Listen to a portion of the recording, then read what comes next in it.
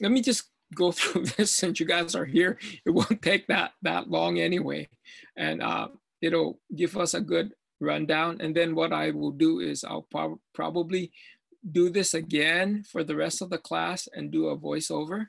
But in terms of the last topic for your next quiz is until after spring break, just because we've moved everything back. Well, let me tell you what's going on just so that you have that information. The department or the rest of the college has decided that like the rest of the nation, we can't be out there. So the campus is closed until further details. And so the faculty can't even go back. And I was in the midst of videotaping the experiment so that we can put it online. If you go to your Chem 201 lab, what you will see is hopefully your instructors have uploaded the videos that I did last week on equilibrium. And so the way it'll work is that you guys are going to be doing practically the same thing that you did in your laboratory, except of course, you guys aren't going to be in the lab and conducting the experiment.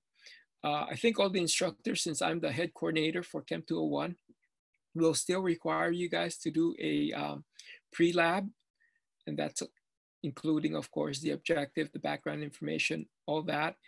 And then in terms of the data and observation, you guys will click on the, and then of course, I forgot, in terms of the pre-lab, make sure that you complete that. If you're using lab archives, complete that before whatever due date the instructor has presented.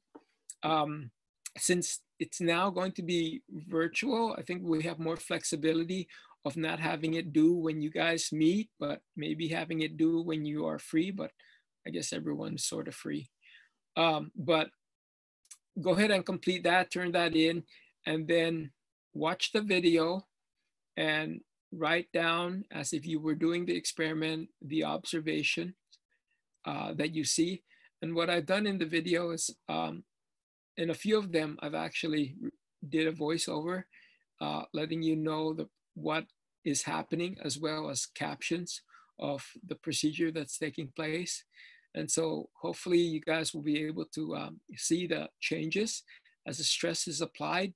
The main thing that I think everyone wants, all the instructor wants you guys to do, is to make sure that you write down the stress and you write down the observation as to what's going on when the stress is applied. And the stress is going to be either adding chemical or putting it in a hot or cold water bath.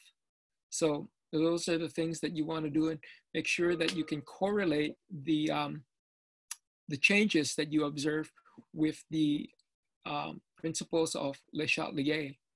And then once you do that and you turn in your data and observation based on what you see in the video, then I think, at least in my class, a week and a half later, you guys can turn in the post-lab write-up. So that's how the lab's going to be conducted. The only difference is that you guys, students, are not going to be in lab. You guys are going to be watching the video. And if I have time, I should be able to record all the experiments that pertains to our class, as opposed to going online and finding similar experiments. In terms of the lecture will be the same, except again, we're not going to be meeting on campus.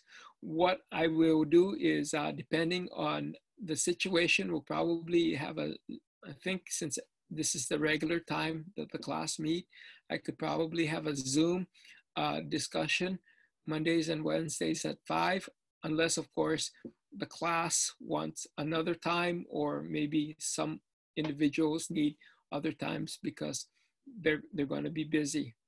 Then what I could do is I can go over the PowerPoint, but I also wanted to go over the PowerPoint and put a voiceover.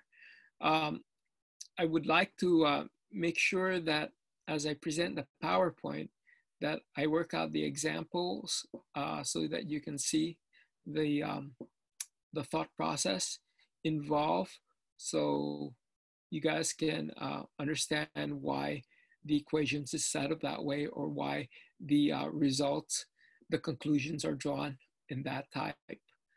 Uh, and then, of course, if you take a look at the schedule, everything's been moved back a week. And so if we had quiz 2 this coming weekend, it's going to be now after spring break.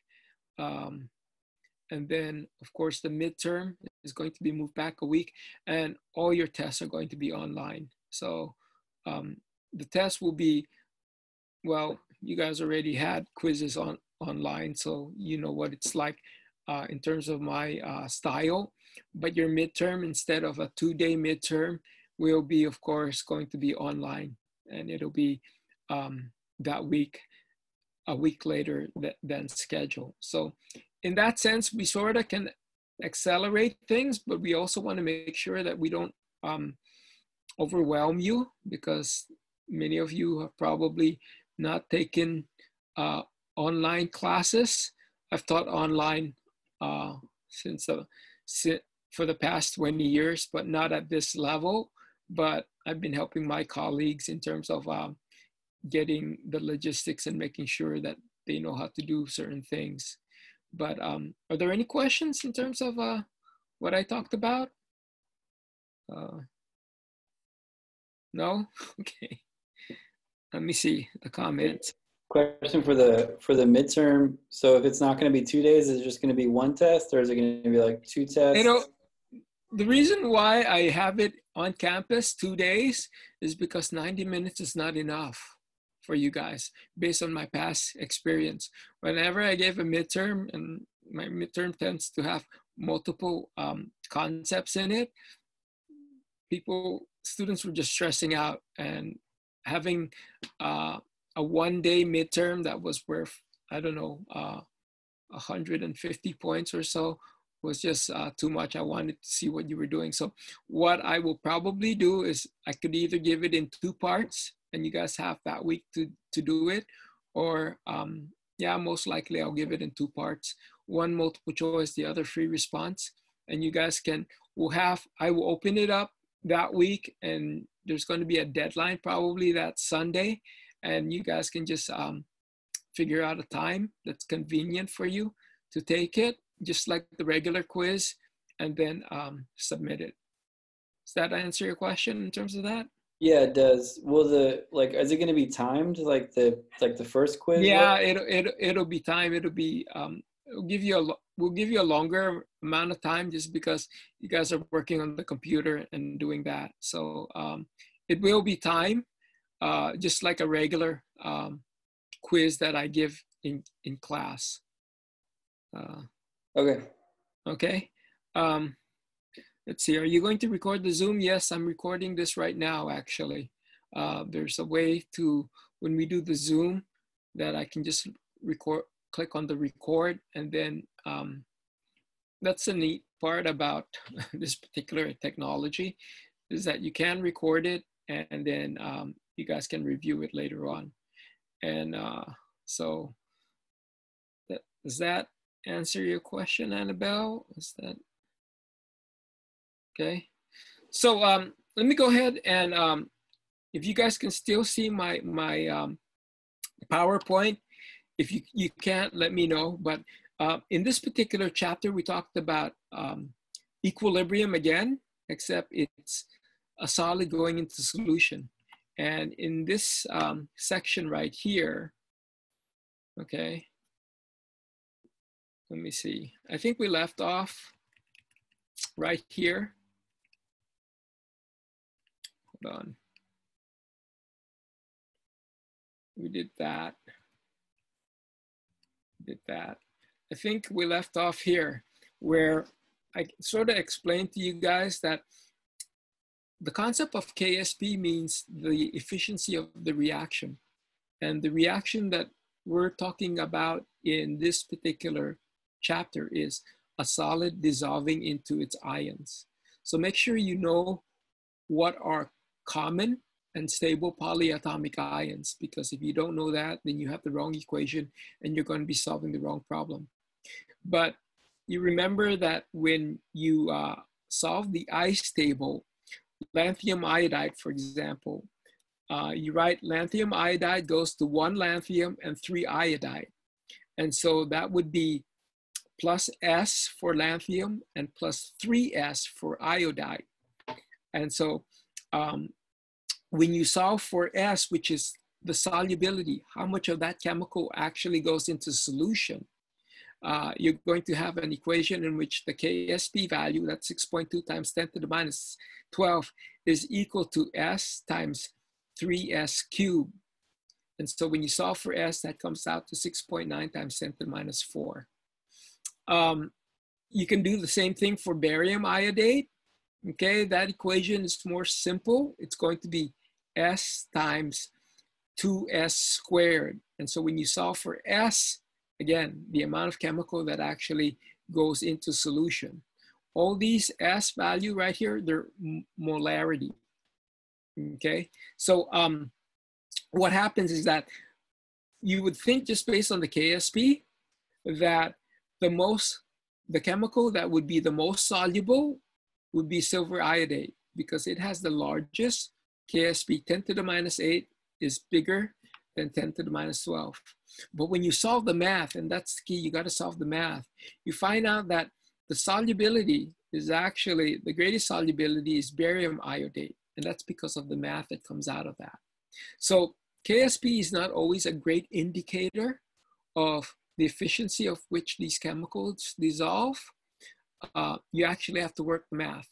But that's because lanthanum iodide breaks up into 4 ions, barium iodide breaks up into 3 ions, and silver iodide breaks up into 2 ions.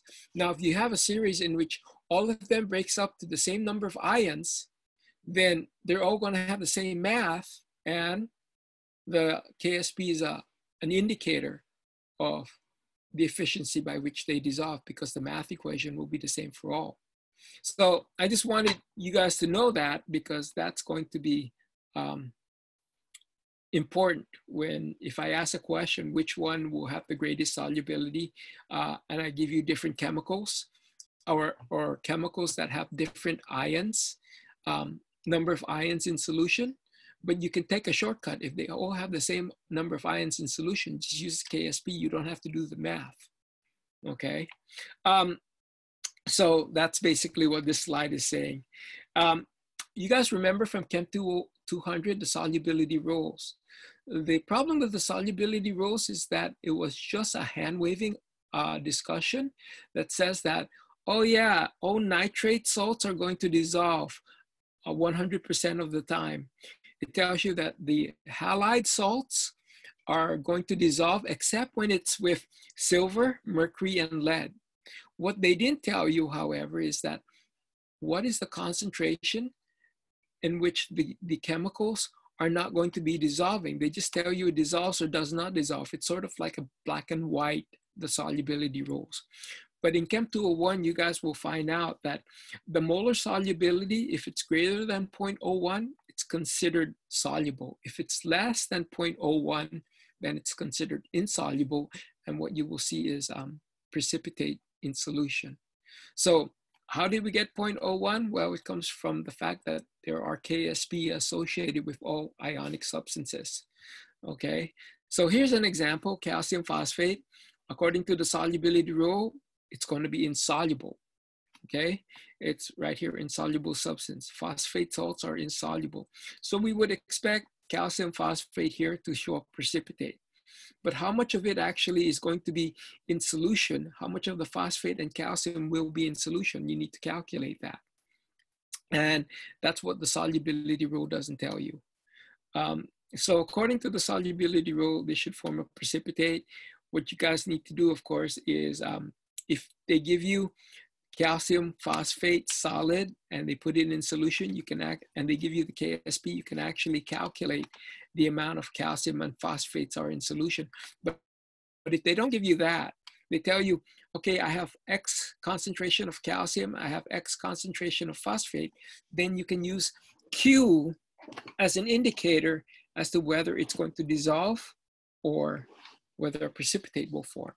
And so that's what you see right here. We call Q, remember in chapter 15, it was the reaction quotient, and that's because it's a product divided by reactant, and it's a division.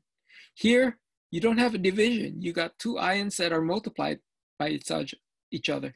Q is still the same concept. It tells you the direction of the reaction, except now it's called the ion product, because when you multiply two quantities, it's called a product. So that's why it's called the ion product. So here is an example by which, again, Q indicates whether or not you see this reaction, it goes from a solid to aqueous. So if Q is less than KSP, it's going to dissolve and you won't see a precipitate. If Q is greater than the KSP, you will see a precipitate because the reaction goes in the reverse direction right here. And there will be some ions in solution, but you will definitely see a cloudy precipitate that occurs. And that's what you see right here.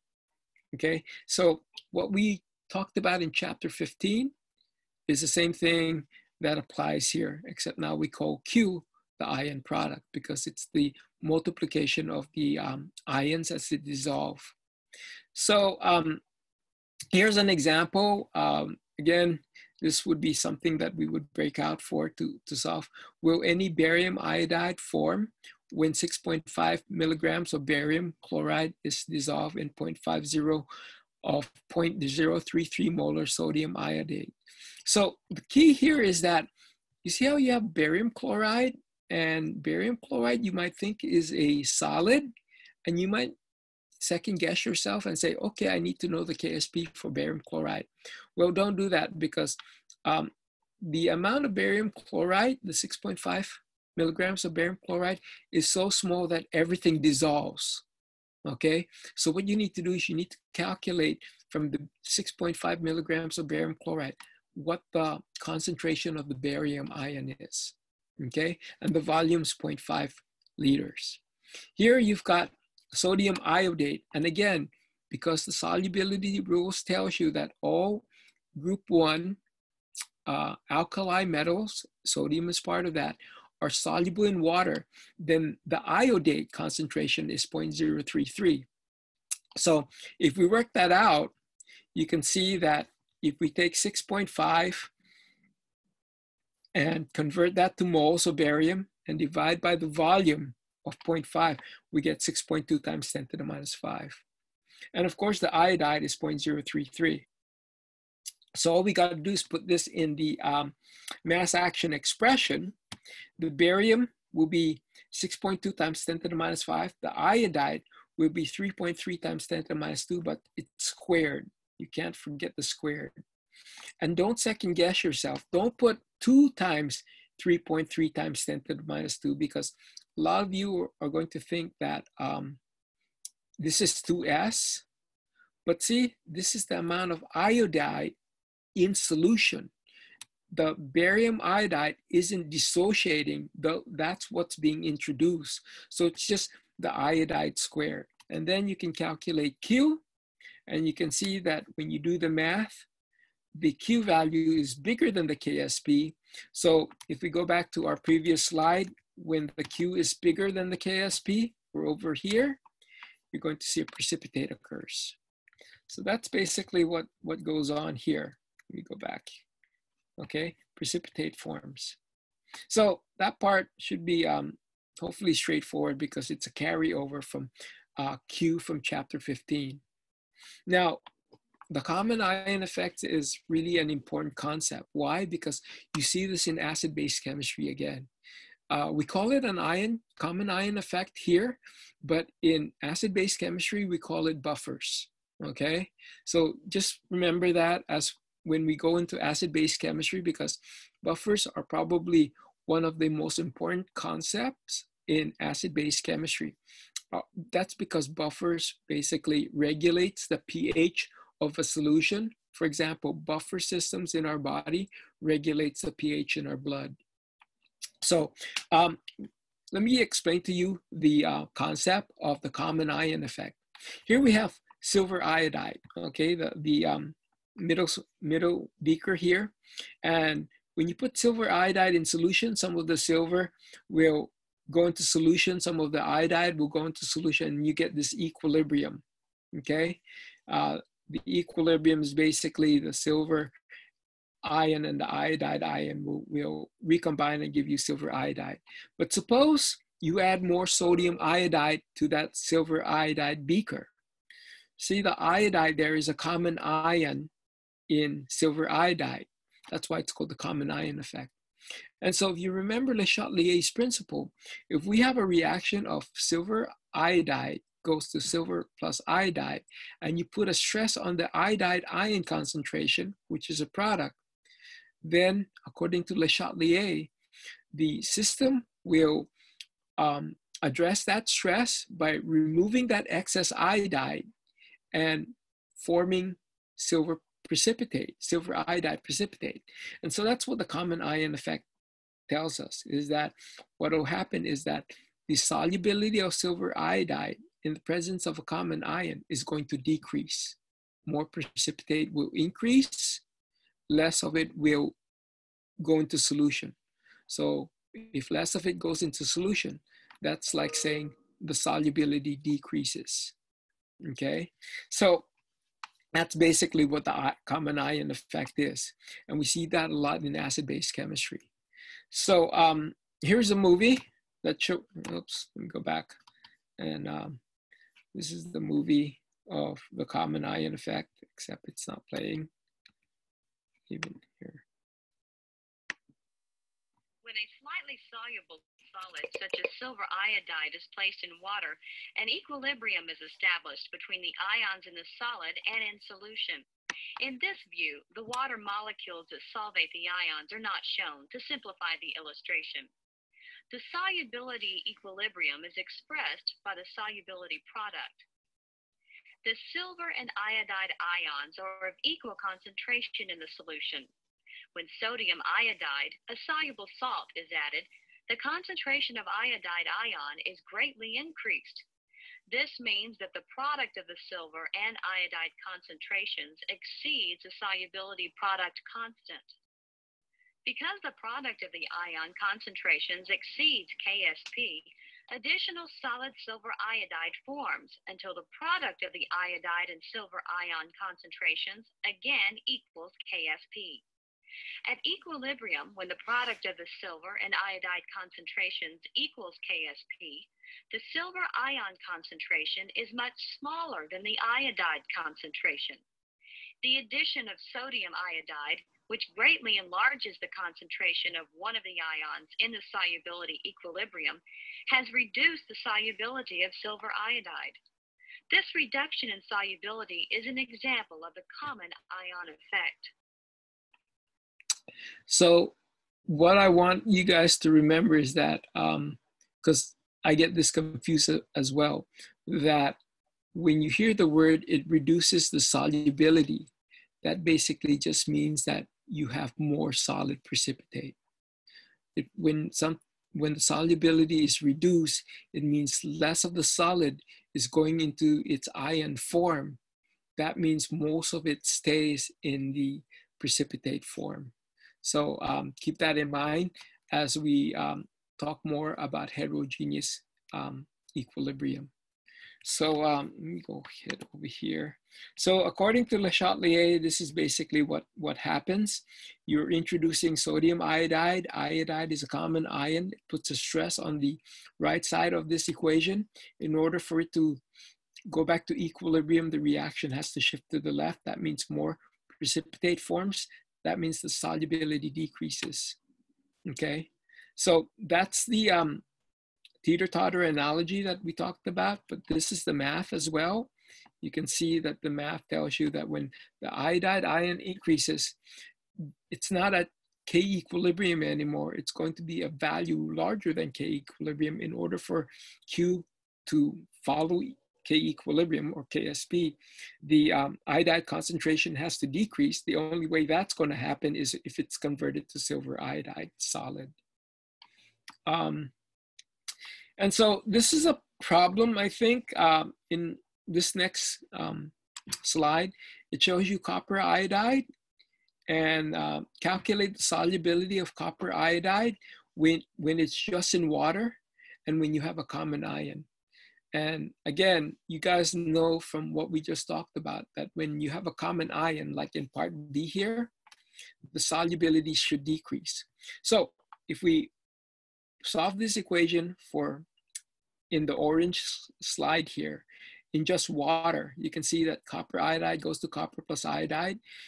This is a solid. In fact, you don't have to pay attention to this right here. You know that the initially, none of it dissolves, and then it'd be S for copper and the iodide. This is just S squared. And so if we know the KSP, we can solve for S, and that's 1.05 times 10 to the minus 6. That is, if you have copper iodide and you put it in solution, the amount of copper and iodide in solution will be 1.05 times 10 to the minus 6 molar. Now let's take a look at the common ion. Now this is sort of different from what you guys have already seen in terms of the ice table, and I want to make sure that you guys understand this, because this is critical. In the common ion, you still have copper iodide, solid, and so there's a lot of them. You don't have a concentration here. I just put lots because, again, this particular column is irrelevant because it never shows up in the mass action expression. Before it dissolves, you have 0 copper, but you have 0.05 iodide from the sodium iodide. That's the key. In this initial line, you've got to put an initial concentration because the sodium iodide is introduced as a common ion. Okay, then you do the regular ice table. This is minus S, this is plus S, this is plus S. And then this will be 0 plus S, this will be 0.05 plus S. And what you should realize here is that we're gonna do the approximation method, okay? And the approximation method, take a look at the KSP. It's 10 to the minus 12. That means very little of the iodide and the copper are going to form. And so if very little of the iodide forms from this copper solid compared to 0.05, you can say that S is very negligible compared to 0.05. And so you make that assumption right here, that 0.05 plus S is approximately 0.05. And that's the beauty about the common ion effect, is that the math really gets simple because you can just ignore this S right here and it's just 0.05 times S. You don't have, it's not a square function anymore. But when you do the math, look at this value right here. That's 2 to the minus 11. That's really small compared to 1.05 times 10 to the minus 6. So again, less of the chemical, less of the iodide is in solution. Less, well, sorry, I take that back. Less of the copper is in solution, which means 2 times 10 to the minus 11 is how much of the copper iodide that actually goes into solution. The solubility decreases, okay? Less goes into solution. Again, that's the theme of the common ion effect. So that's the conclusion that's drawn from that. Here is another example. We have calcium fluoride. This is a much more complicated example because we have 2F here instead of just F. So the math is a little bit more complicated, but when you have a common ion effect, it makes the math easier. Here's how we set up the ice table. 0.025 is the initial because that's how much we're introducing. Sodium fluoride. We have S and we have 2S. This is the equilibrium concentration. We solve the mass action expression. It will be S for calcium, 0.025 plus 2S squared for the fluoride. We're going to make a simplifying assumption that the 2S is small compared to 0.025. So you can see that it goes from a cube function to just a regular function of S, because we drop 2S squared out of this equation. So when we solve the math, we get 9.92 times 10 to the minus 5. That would be the solubility, okay? So again, when you have common ion, the key here is that the initial line has to have a concentration, okay? So here's another example. This actually is a challenging problem. I used to teach this in the past. Maybe you guys can follow along. Here we have 2. Remember in the previous problem here, let me go back, make this clear. See how we had sodium fluoride And we assume that 0.025 molar is going to be the concentration of the fluoride, because this is a sodium fluoride salt. So it's 100% soluble according to the solubility table. So in this next example, we also have two salts, lead sulfate and strontium sulfate. But now both of these are not 100% soluble. Neither one is 100% soluble. Okay, so how can you solve for the concentrations of these ions when equilibrium has been achieved? This is a deeper level of math than maybe what your book will present, but I need to show you guys that this is how you would solve this type of problem. It's actually two problems in one. You first solve the lead sulfate going into solution. That has a KSP of 1.6 times 10 to the minus 8. And then you have strontium sulfate going into solution. And that's 2.8 times 10 to the minus 7. So what you need to do is you need to solve this equation using, I think, multiple equations and multiple unknowns. So if you let X equals lead and you let Y equals the strontium, and X plus Y, because you see how these are 1-to-1, is going to be sulfate because both of them are in solution. So both is going to contribute to the sulfate concentration. Then you can set it up this way.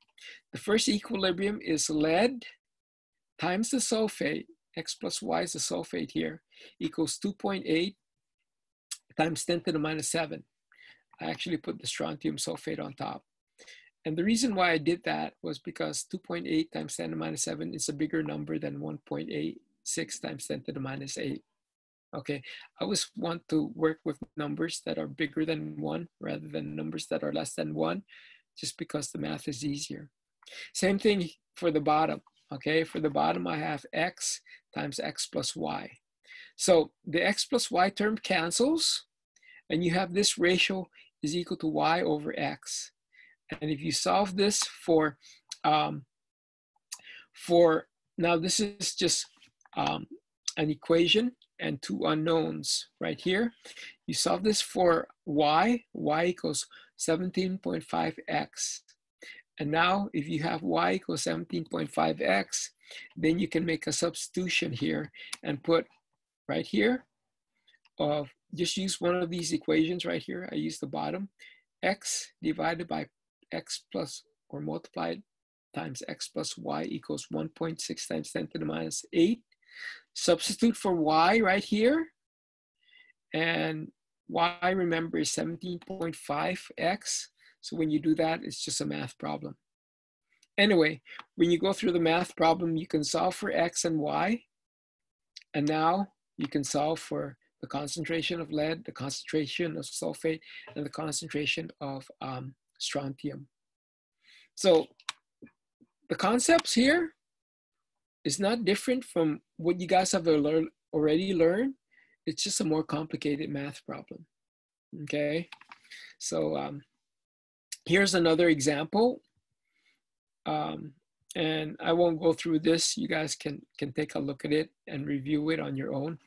I think if you go right here in the bottom, if you have the PowerPoint and blow that up, the solution's down there. Okay. So let me skip that. We already talked about the common ion effect. This is another example of the common ion effect. Calculate the molar solubility of cerium iodate in pure water. What concentration of sodium iodide in solution would be necessary to reduce the cerium concentration in the saturated solution of cerium iodate by a factor of 10. So in this one, the first part is pretty straightforward. It's just your regular ice table, okay? The second part is kind of tricky. Read the question. What concentration of sodium iodide in solution would be necessary to reduce the cerium concentration in a saturated solution of cerium iodide by a factor of 10? What that means is that this value right here has to go down by a factor of 10. So you just take this concentration, which is S, and divide it by 10, and then just plug it into the math, plug in that new concentration, 1.86 times 10 to the minus 3 divided by 10 into this mass action expression. See how I have 1.86 times 10 to the minus 4? And now solve for the iodide concentration. And when you do that, you're able to solve the second problem. Now it looks easy, okay, when you do it this way, but when you first read the question, you were probably searching your brain as to how are you going to approach this. That's why you got to practice problems, because you guys know how to solve these problems. It's just interpreting the questions and figuring out where to start. The concepts of equilibrium and solving the ice tables are not difficult, but it's trying to understand what the question is asking that is the difficult part. And this is not a problem that I made up, so sorry about that. This is a problem that I got from an old text. It's called Brown and LeMay, and this was problem 17.44 in that particular textbook. So it's the language that is going to be difficult to kind of get over. So that takes care of heterogeneous equilibrium. This next section, and let me just take a look at the time. It's 5:47. So let me just go a little bit longer here and finish out these things. When I was at San Diego State and I was taking second semester general chemistry, the beginning of Chem 201, we had like about 4-week experiment. And that 4 weeks experiment was called qualitative analysis. And in qualitative analysis, you're given a bunch of chemicals, a bunch of ions really, in a test tube, and you were supposed to figure out what the identity of that ions were. So you had to run a bunch of tests. And the tests that you run are based on the solubility rules. And so that's why this particular section is inserted in this part of the chapter. Qualitative analysis was the classical way in which we would determine what chemicals are in our solution. So here's a quick, flow chart of how this is done. You're basically given a known, and the known might have any of these ions, okay? Silver, lead, and mercury. And if you remember the solubility rules, these things, when it's coupled with a halogen, will precipitate out. Then you might also have copper, bismuth, cadmium, lead, mercury, arsenic, antimony, tin. This should be tin 2. There's no such thing as a tin 3. This is tin 2 and tin 4. Okay, I apologize for that. But if you look at the solubility rules again, you find out that when these things are coupled with sulfur, they give you a precipitate. So the same thing with the rest of these ions. If it's coupled with an anion, it basically crashes out, is the terminology we use. So the unknown that you have is going to contain some of these ions, and it's up to you to identify them. So if you add to your unknown hydrochloric acid and you see a precipitate, then that unknown could have silver, mercury, or lead. You can't distinguish one from the other, but at least you know you have those ions present in your unknown. Now, if you centrifuge that mixture down and separate the solid, the supernatant, which is the liquid, might have this second group of ions. And if you add hydrogen sulfide and you get a precipitate, then that indicates you might have copper, bismuth, cadmium, lead, mercury, arsenic, antimony, or tin. Okay, so if you have a precipitate, you centrifuge that down again, you decant the supernatant liquid, and to that supernatant liquid you add hydrochloric acid. And if you add hydrochloric acid and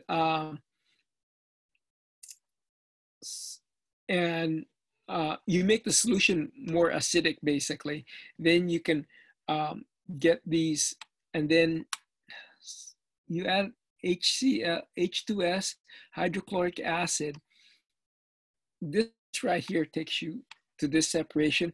If you take the, supernatant base, so you make the solution basic, then you get these precipitate coming out, okay?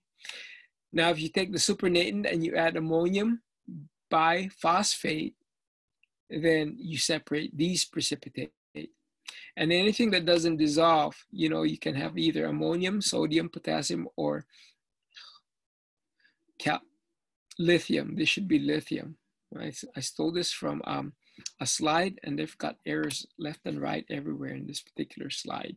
Anyway, that's how we used to do this particular experiment. We don't have you guys do that in this course. That's because it's very time consuming, and we don't generally use classic chemistry anymore to detect ions. We have all kinds of instruments to do that. So let me move on to the next slide. Here is the flow chart that we used to have. This used to be the lab practical about 10 years ago. Okay, instead of a more extensive route, then we would give you these chemicals, but you don't have to worry about that. I just wanted to show you that it used to be done in terms of some of these procedures.